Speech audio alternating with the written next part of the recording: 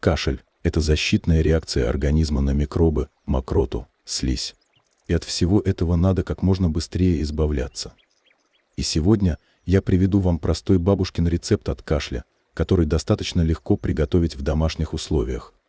Лук в народной медицине всем известен как действенное средство от многих болезней.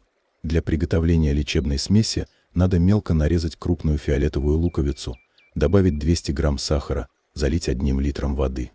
Поставить на огонь, довести до кипения и варить 2 часа на медленном огне, пока смесь не приобретет соломенный цвет. В теплую готовую смесь добавить 2 столовые ложки меда и сок с 2 лимонов. Хорошо перемешать. Принимаем 3 раза в день, за 20 минут до еды, в теплом виде, по 1 столовой ложке. Лечебное средство можно использовать до тех пор, пока вы не почувствуете улучшения. Это удивительное натуральное лекарство можно принимать даже детям, только по 1 чайной ложке. Всем крепкого здоровья!